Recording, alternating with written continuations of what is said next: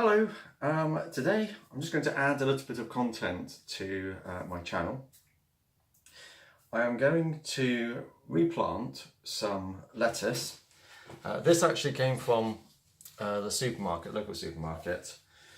They grow lettuce, living greens is what I think it's called, living greens in the shop.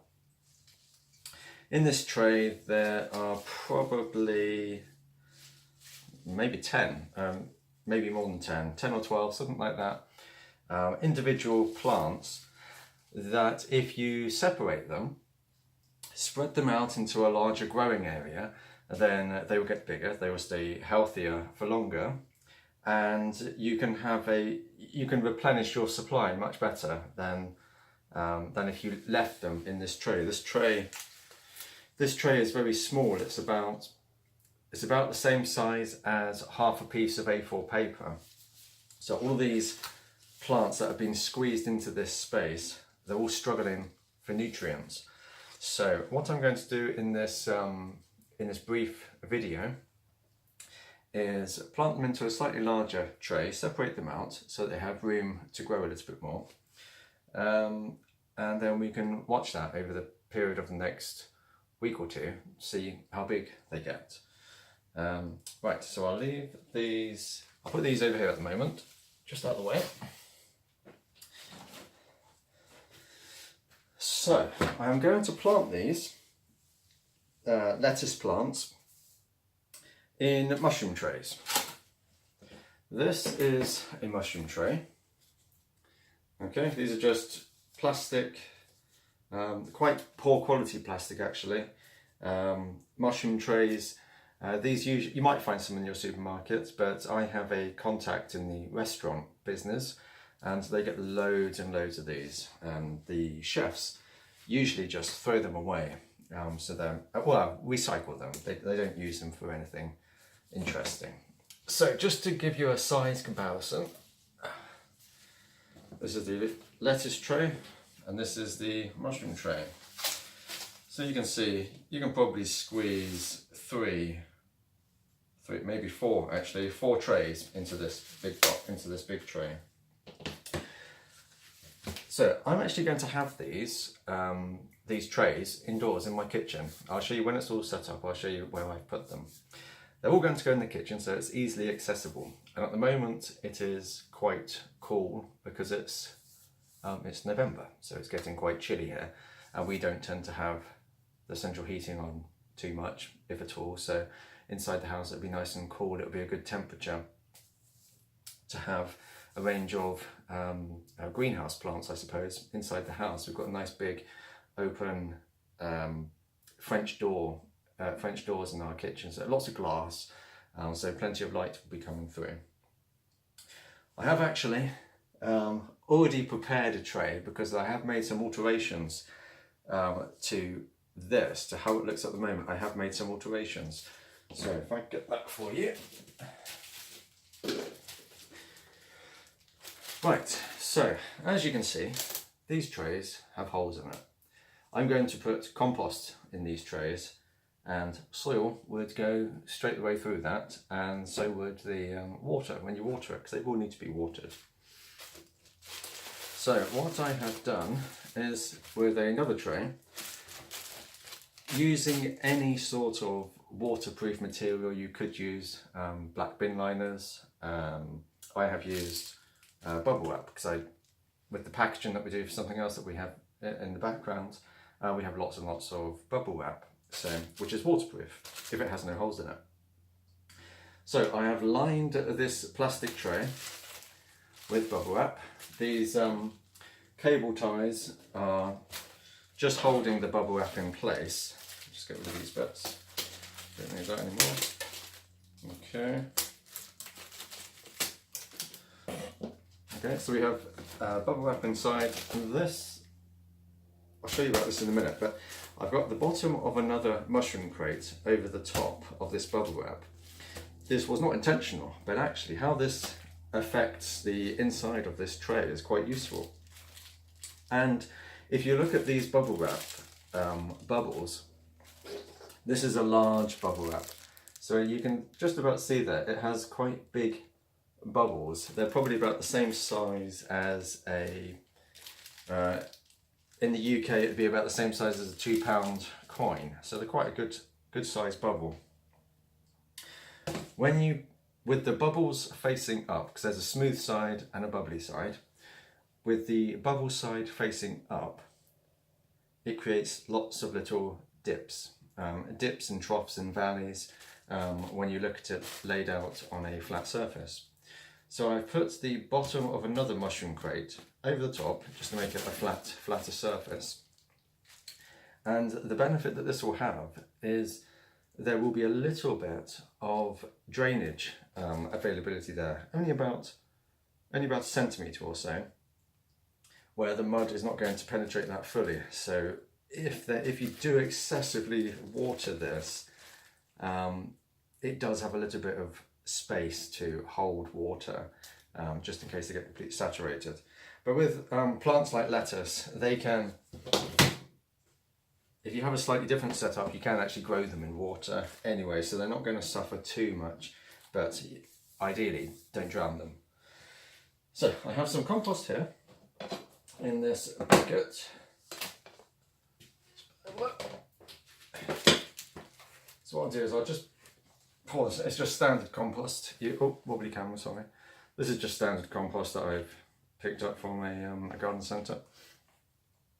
The nutrients in this are not going to be very, it's not going to be very dense with the plant's nutrition in this soil. It's more of a bulking out type of compost, just to hold your plants really. So if I wanted to keep the lettuce in there or if I wanted to grow something else that required a lot of feed, I would have to add something to this, because it's not, it's just to hold the plant really. So I just pour this into here, and I'm going to go fill it quite high. Any big lumps, if you've got some big lumps, they break down quite easily. You don't want too many big lumps. Let's make it nice and smooth. I think I could fit a bit more in there. So I want plenty of space for the roots to actually dig in, secure themselves, and allow the plant to eventually pick up whatever it needs. Because I might feed these with a tomato feed, something like that. I'll have to check to see what's suitable. But I want to fill that so that fill it quite close to the top, like that. I think I'm just going to move that. Actually, I'll lift it up.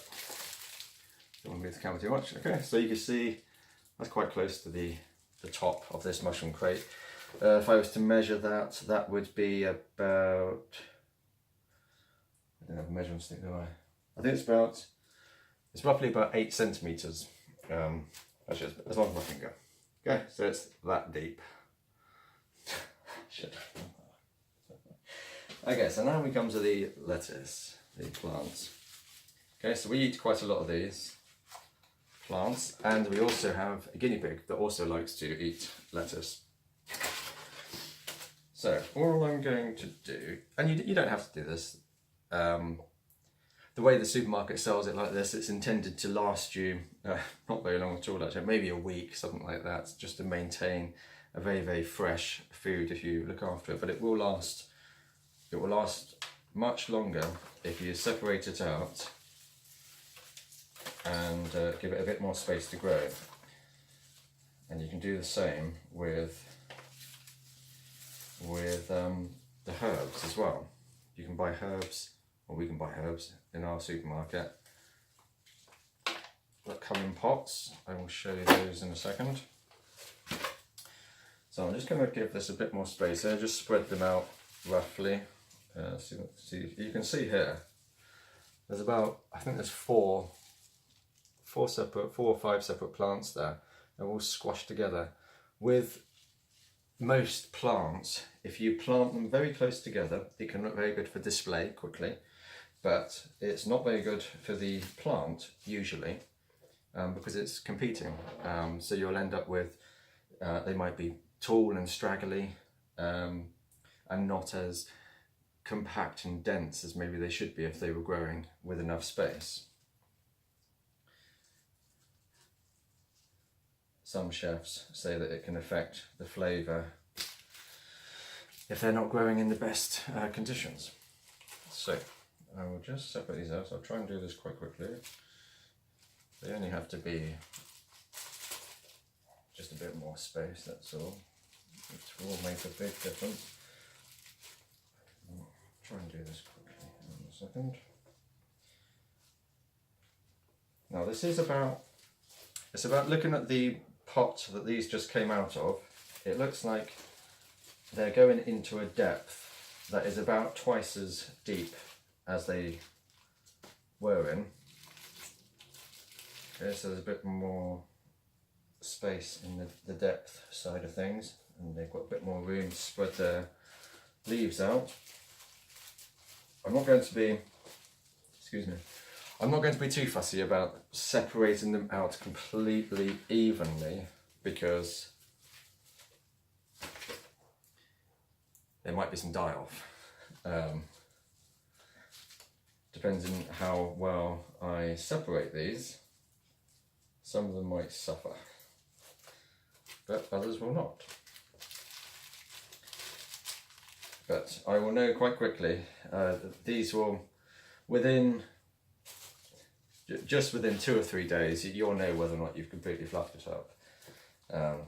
You'll be able to tell by looking at the leaves. They will look knackered. So almost done here. Oh, this is a bit of a challenge, isn't it? Squeeze that there, dump it in, there we go. And I am going to water these when I'm finished, but obviously, because ultimately there is no drainage hole at the bottom, because I don't want it to leak all over. I don't want it to leak all over my refrigerator, which is where they're going to sit. They're going to sit on top of that, which is why I put a completely waterproof lining.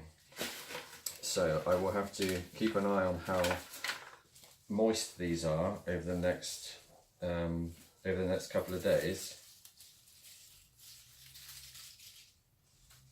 But these should be great. The reason I've chosen to use